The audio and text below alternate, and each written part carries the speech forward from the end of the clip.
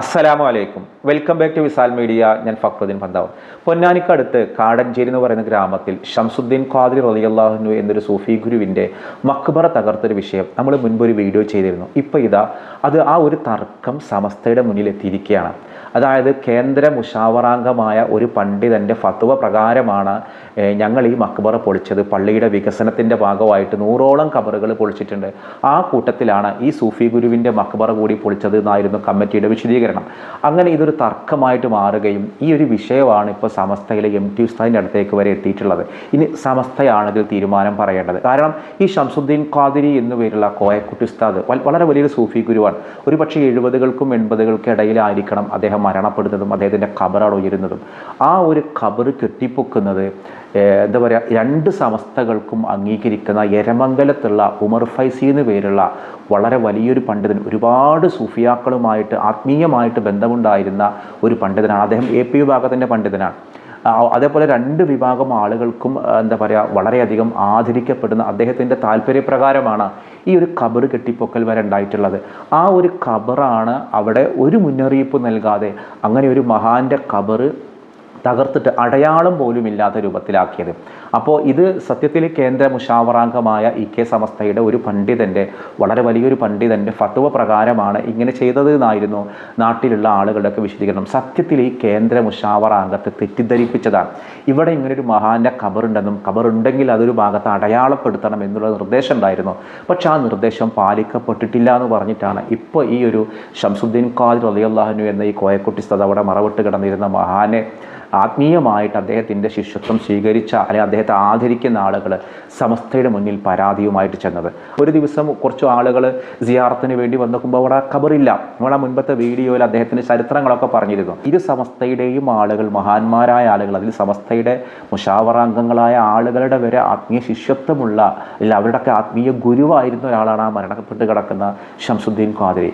അപ്പോൾ അത്തരമൊരു മഹാൻ്റെ ഖബർ സുന്നികളുടെ പള്ളിയിൽ ഇങ്ങനെ ഒരു അടയാളവും ഇല്ലാതെ പൊളിക്കപ്പെട്ടു എന്നുള്ളത് വളരെ വലിയൊരു ഞെട്ടിച്ചൊരു കാര്യമാണ്. ഇപ്പം നമ്മൾ ആ വീഡിയോ ചെയ്തപ്പോൾ എൻ്റെ ആ വീഡിയോക്ക് ഒരുപാട് പ്രതിഷേധങ്ങളുണ്ട്. അതിൽ ഒരു കൂട്ടർ പറഞ്ഞത് ഖബറിനെ കെട്ടിപ്പൊക്കാൻ പാടില്ല, പിന്നെ എന്തിനാ ഖബർ കെട്ടിപ്പൊക്കിയത്, അത് പൊളിച്ച് നന്നായുള്ളൂ എന്ന് കരുതുന്ന ആളുകൾ.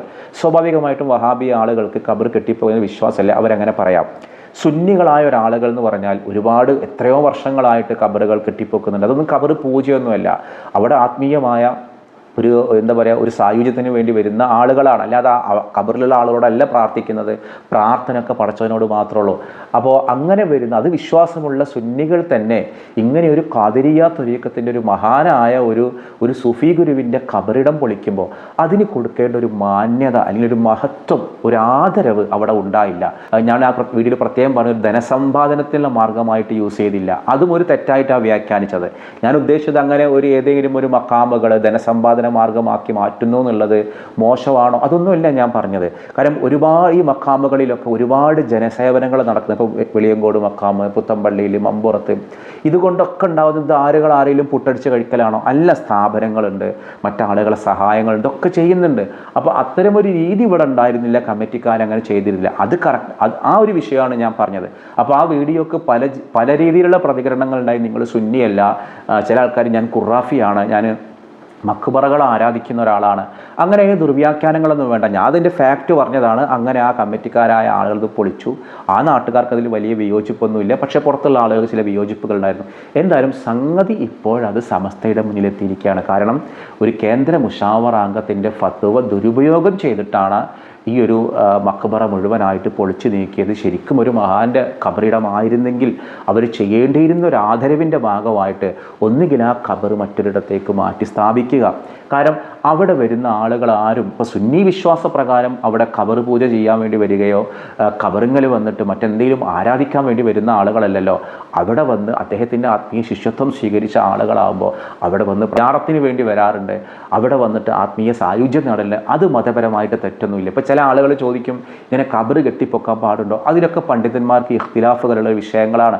ഒരുപാട് പണ്ഡിതന്മാർ പറഞ്ഞിട്ടുണ്ട്, മഹാന്മാരുടെ ഖബറുകളാണെങ്കിൽ, അൻബിയാക്കളുടെ ഖബറുകളാണെങ്കിൽ അത് കെട്ടിപ്പൊക്കാം, അതൊരു വഖഫ് ഭൂമിയിലാണെങ്കിലും കെട്ടിപ്പൊക്കാമെന്ന് പറയുന്ന ആളുകളുണ്ട്, അല്ല കെട്ടിപ്പൊക്കേണ്ടതില്ല എന്ന് പറയുന്ന ആളുകളുണ്ട്. അപ്പോൾ ഇതുമായി ബന്ധപ്പെട്ട് വിലക്കുന്ന ഒരുപാട് ഹദീസുകളുണ്ട്. ഈ ഹദീസുകളൊക്കെ അറിയുന്ന ആളുകൾ തന്നെയാണ് സുന്നത്ത് ജമാഅത്തിൻ്റെ പണ്ഡിതന്മാരും. പണ്ട് കാലത്ത് മക്കയിലും മദീനയിലൊക്കെ ഒരുപാട് ഖബറുകളുണ്ടായിരുന്നു. ഇത്തരത്തിൽ സ്വഹാബികളുടെ ഖബറിടങ്ങളുണ്ടായിരുന്നു. ഖദീജ ബിവിയുടെ ഖബറുണ്ട്, അതേപോലെ ഹംസ റളിയല്ലാഹുവിൻ്റെ ഖബറിലൊക്കെ കെട്ടിപ്പൊക്കി ഖുബ്ബകളൊക്കെ ഉണ്ടായിരുന്നു. പിന്നീട് അവിടെയൊക്കെ ഭരണമാറ്റം വന്നിട്ട് അബ്ദുൽ വഹാബിൻ്റെ കീഴിലുള്ള ഒരു വഹാബി ഭരണകൂടം വന്നതിന് ശേഷമാണ് ആ ഖബറിടങ്ങളൊക്കെ പൊളിച്ചു മാറ്റിയത്. അപ്പോൾ വഹാബികളായ ആളുകൾക്ക് ഇത്തരം ഖബറുകളൊക്കെ ഖബർ പൂജയാണെന്ന് ചിന്തിക്കുന്നവരും വിശ്വസിക്കുന്നവരാണ്. അവർക്കത് ചിന്തിക്കാനുള്ള സ്വാതന്ത്ര്യമൊക്കെ ഉണ്ട്. നമ്മൾ ആരുടെ വിശ്വാസങ്ങൾ വ്രണപ്പെടുത്താനില്ല. നമ്മളിതിൻ്റെ ഫാക്റ്റ് പറഞ്ഞതാണ്. അപ്പോൾ സുന്നത്ത് ജമാഅത്തിൻ്റെ ആളുകൾ ഇരു സുന്നികളാണെങ്കിലും ഇനി രണ്ട് സമസ്തയല്ലാത്ത നാട്ടിലുള്ള സുന്നികളാണെങ്കിലും അവരൊക്കെ മഹാന്മാരോട് വളരെ വലിയ ആദരവ് കാണിക്കുന്നവരും ബഹുമാനിക്കുന്ന ആളുകളുമാണ്. ഷംസുദ്ദീൻ ഖാദിരി റളിയല്ലാഹു അൻഹു എന്ന് പറയുന്ന ഒരാൾ ഇരു സമസ്തയുടെയും ആളുകൾ ആദരവോടുകൂടി കാണുന്ന ഒരു സൂഫി ഗുരുവാണ്. ഇനി ചില ആളുകൾക്ക് സൂഫിസത്തിലോ സൂഫി ഗുരുവിനെയോ വലിയനെയോ ഒന്നും വിശ്വാസമില്ലാത്ത ആളുകൾ ദയവ് ചെയ്തിട്ട് നിങ്ങൾ ഈ വീഡിയോക്ക് അഭിപ്രായം പറയേണ്ടത് വിശ്വസിക്കുന്ന ആളുകളെ കുറിച്ച് പറയുന്നതാണ്.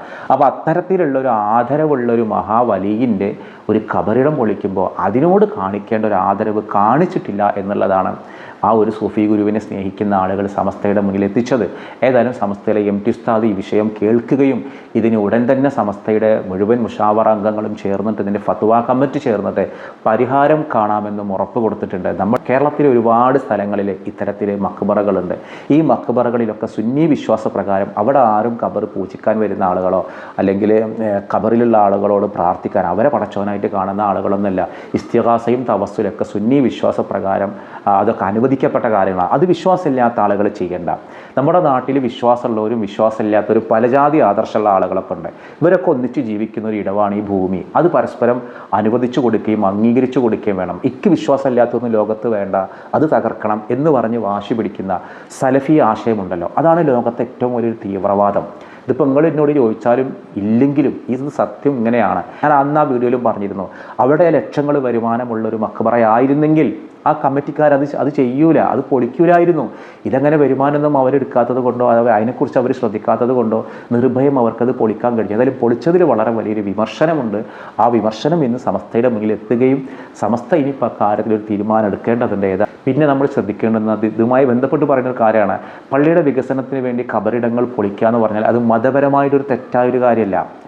ഈ ഒരു ഖബറിടം പൊളിച്ചതും എനിക്ക് തോന്നുന്നു തെറ്റായിട്ട് തോന്നുന്നില്ല. പക്ഷേ ഇതൊരു മഹാൻ്റെ ഖബറിടം ആയതുകൊണ്ട് അത് മറ്റൊരിടത്തേക്ക് മാറ്റി സ്ഥാപിച്ചിട്ട് ഒരു ആദരവ് കാണിക്കേണ്ടതായിരുന്നില്ലേ. അതിന് കമ്മിറ്റിക്കാർ പറയുന്നത് അങ്ങനെ ഇപ്പോൾ എല്ലാ മനുഷ്യരുടെയും ഖബറിടം അങ്ങനെ അടയാളപ്പെടുത്തി മാറ്റി വെക്കേണ്ടത് തന്നെയല്ലേ. അതൊരാൾക്ക് മാത്രമായിട്ടൊരു നിയമം ഉണ്ടാക്കുമ്പോൾ അതൊരു വലിയ പ്രതിഷേധങ്ങളും അല്ലെങ്കിൽ ആ പള്ളിക്ക് സ്ഥലം കൊടുത്ത ആളുകളടക്കം ഖബറുകൾ അങ്ങനെ അടിച്ചു നിരപ്പാക്കിയിട്ടുണ്ട്. അപ്പോൾ അതൊരു പ്രയാസമല്ലേ എന്നുള്ളതാണ് കമ്മിറ്റിയുടെ വിശദീകരണം.